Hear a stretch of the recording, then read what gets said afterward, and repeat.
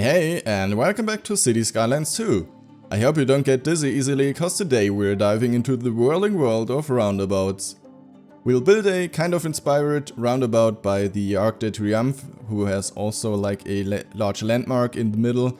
However, not quite, because it's much smaller, and I mostly got inspired from watching a documentary on the most dangerous German roundabouts on Twitch lately, and also there was a solution to this problem mentioned, which are turbo roundabouts, and today we're designing a turbo roundabout here. I used the lane connector tool from the traffic manager mod in order to create a road network that allows you to drive off certain lanes, but only if you have switched to the right or the right exit in the first state when you were entering or during your time in the roundabout. There are actually multiple variations of roundabouts like this. Some are spiral-like, but here I simply thought I built one from Google. I just found there, and I think it works quite well actually. I used some elevated sidewalks to create a overpass for the pedestrians, and also to kind of have a more outstanding look. And also when I placed the huge bronze statue in the middle, it looks so cool when you can just walk over it as a passenger. I also used some decals to detail because the surfaces I didn't really like in this place somehow, and you know, decals often look much better. So I think it was a good choice. I was also told, due to road traffic regulations in Germany, you're not allowed to park before or obviously in the roundabout, so we added some wider pedestrian paths before the roundabout so that there wouldn't be any parking spots left. So thank you for this little detail that I only built in because it was mentioned in the chat on Twitch. Then we decorated even further, and I'll fast forward in a second because we placed a lot of buildings again, and you know, I also want to kind of spare you of the endless building placements because, as you all know, it kind of repeats itself. What I definitely learned about roundabouts when watching the documentary is that it gets more dangerous the more lanes you have. However, at the same time, you sometimes need more lanes in order to handle larger amounts of traffic.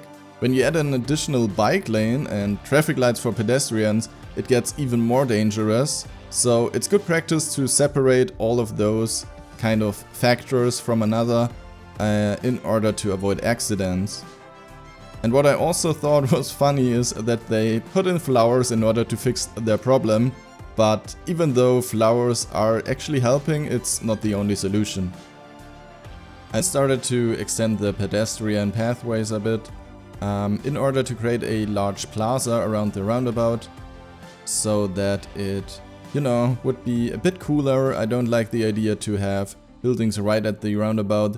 That would kind of, you know, take away its appearance in a bad way, so I actually drew in a surface over the area, and now we're already at the fast forwarding scene where I place a lot of buildings, and we've seen that a lot in my earlier videos, so we'll skip that. And then I continued to use some modern architecture, university ploppables, so they are not functional, but they look really great in this specific spot. It's, in my opinion, a good addition to have a larger complex around here.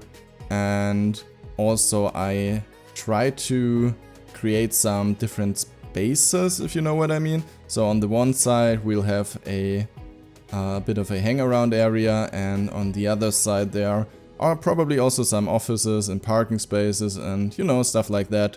Also, I drew in a custom net lane pathway over the pedestrian ways because they are quite boring if they are only grey.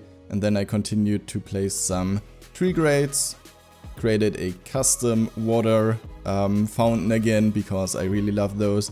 I decorated them a bit with a wall, and I'll probably add some more decals in the future. However, for now I think it looks quite well. I had a bit of difficulty because of the terrain here, but I think it looks fine anyway.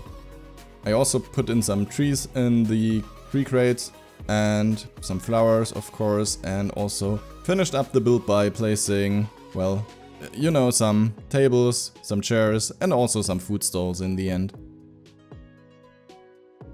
Alright, that's already it for today's episode. If you enjoyed it, don't forget to leave a like, comment and subscribe if you want to see more. See you soon guys, and now have fun with the outro. Bye bye!